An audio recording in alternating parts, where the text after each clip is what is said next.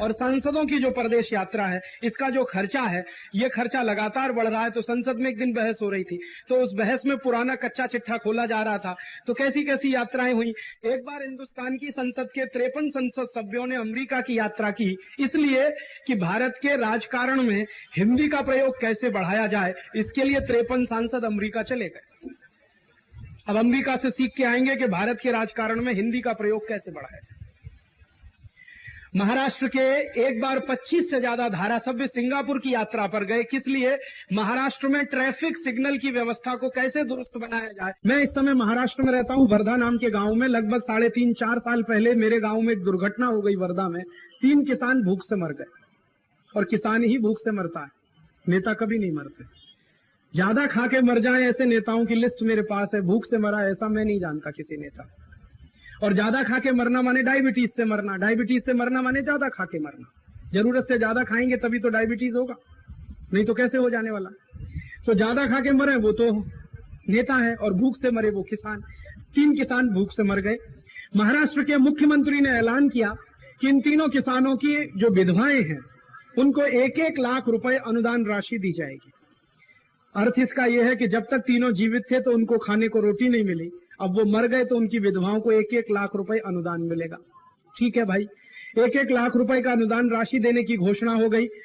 थोड़े दिन के बाद एक कार्यक्रम हुआ, बहुत भव्य कार्यक्रम हुआ, बहुत जोरदार पंडाल बना, पंडाल के बाहर बहुत बढ़िया लाइटिंग हुई वगैरह वगैरह, सब जोरदार।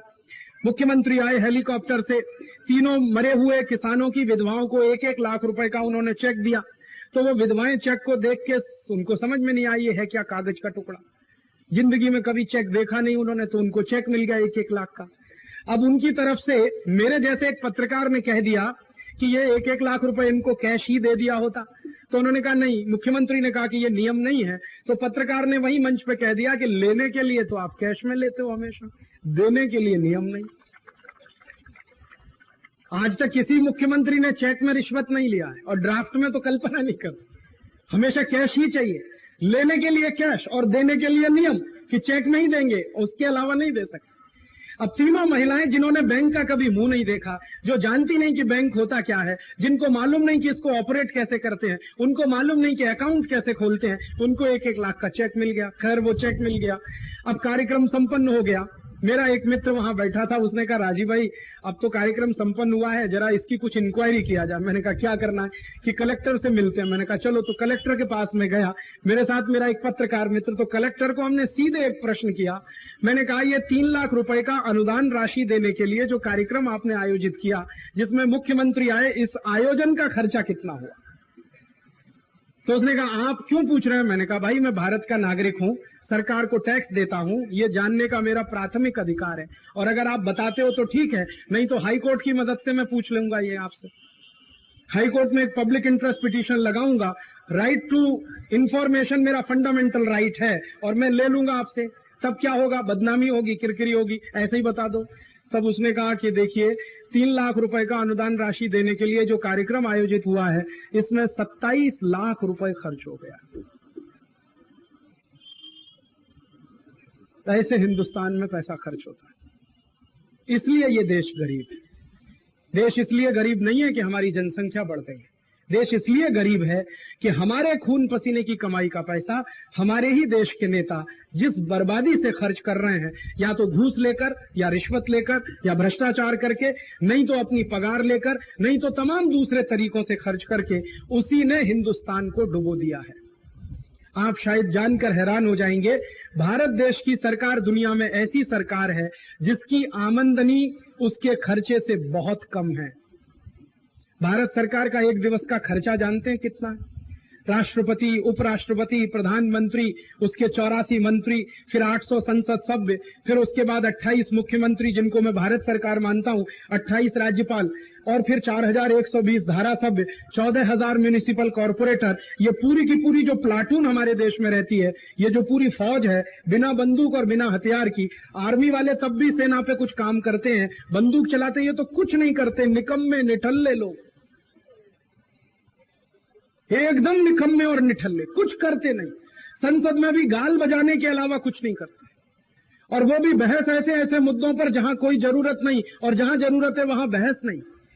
तो जो बिल्कुल निकम्मे निठल्ले लोग हैं उनका एक दिवस का खर्चा 1800 करोड़ रुपए का है। एक दिवस का टोटल खर्चा हिंदुस्तान, 18 अरब रुपया हिंदुस्तान की सरकार, राष्ट्रपति से लेकर और नीचे जो आपके गांव में म्युनिसिपल कॉर्पोरेटर है वहां तक का कुल खर्चा एक दिवस का 18 अरब रुपया है। माने देश की व्यवस्था को चलाने के लिए जो नेताओं को हमने नियुक्त किया है वो एक दिवस में 1800 करोड़ खर्च करते हैं। एक साल में कितना करते होंगे? 18 अरब में 365 का गुणा कर लो, 365 मल्टीप्लाइड बाई 18 बिलियन रुपीस, इतना खर्चा है। और ये खर्चा कौन देता है? आप देते हो, मैं देता हूं। आप कल्पना करो कि हिंदुस्तान की व्यवस्था चलाने का खर्च वैसा ही हो जैसे फिलीपींस में है। मैंने आपसे कहा कि फिलीपींस का राष्ट्रपति सवेरे 7 बजे से 10 बजे तक खेत पे काम करता है, अपनी जीविका के लिए खुद कमाता है, 10 बजे ऑफिस में आके बैठता है, 5 बजे तक राष्ट्रपति होता है, शाम को 5 बजे जाकर फिर खेत पे काम करता है, फिर अपनी जीविका चलाता है। अगर यही कायदा, यही नियम हिंदुस्तान में हो तो कि हर एक नेता को अपनी जीविका चलाने के लिए मेहनत करनी पड़ेगी और नहीं कर सकता तो उसको जरूरत नहीं है नेता बनने की। हम तो नहीं कहने जा रहे हैं कि आप नेता बनिए हमारे।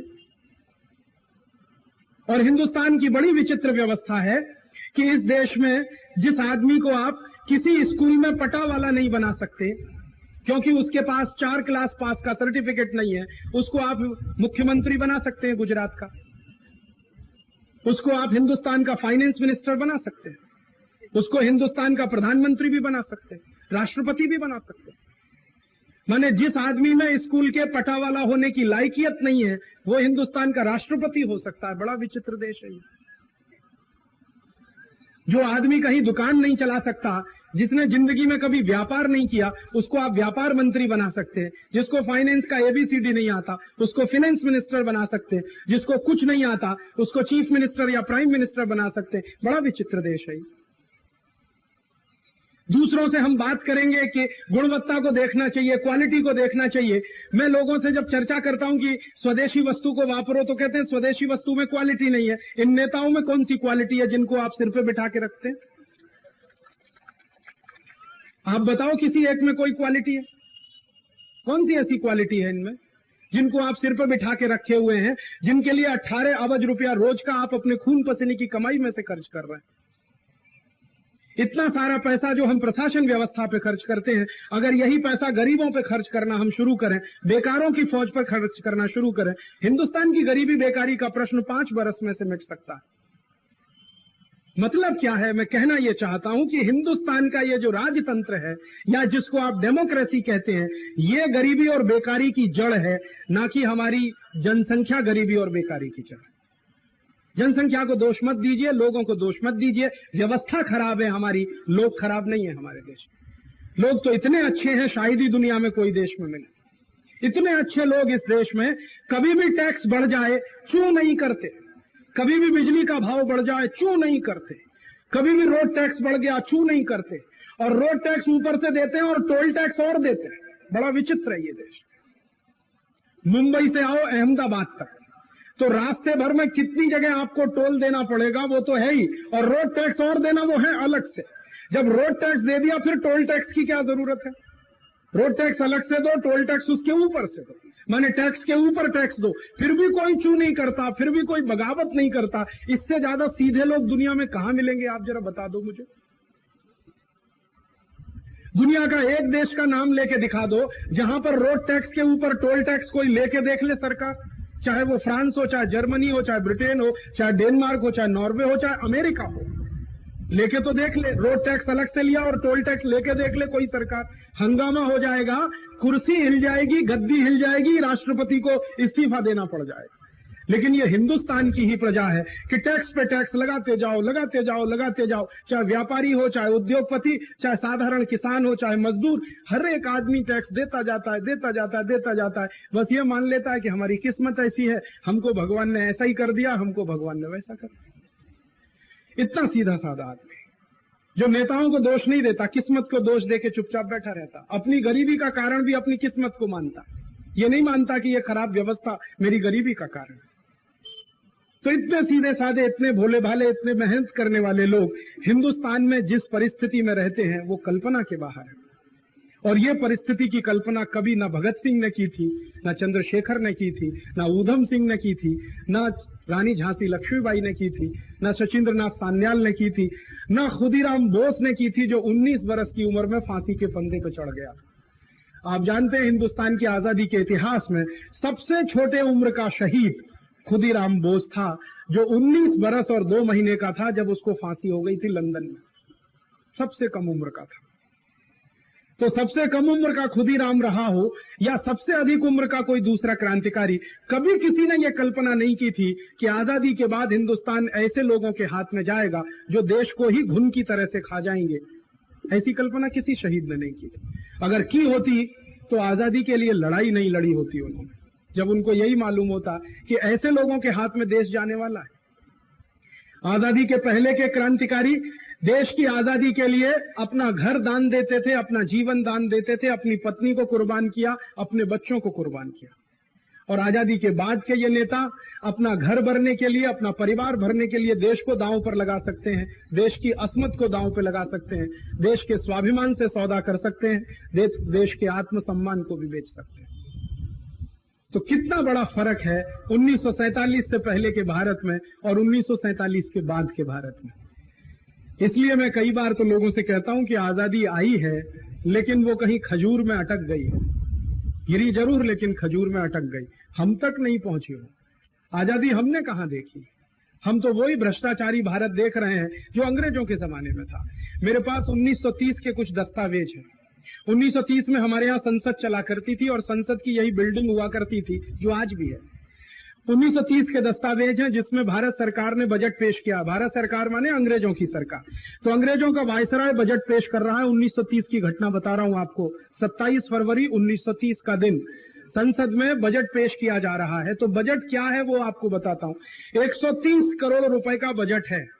आप जरा ध्यान से सुनना, 1930 के आंकड़े हैं।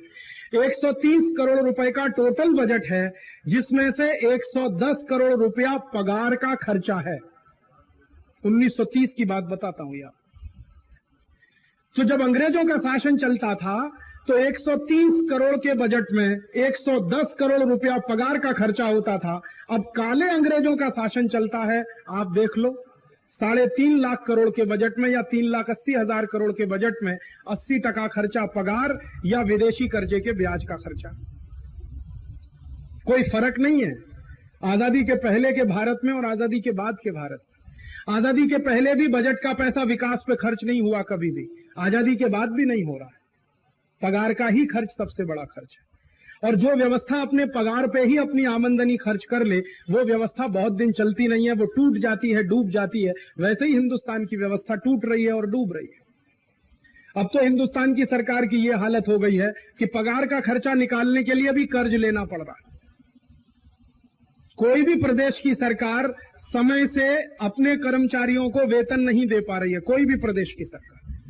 महाराष्ट्र में देखो या गुजरात में, आंध्र प्रदेश में देखो या तमिलनाडु में, उत्तर प्रदेश में देखो या आसाम में, हर प्रदेश की सरकार अपने कर्मचारियों को समय से वेतन नहीं दे पा रही है।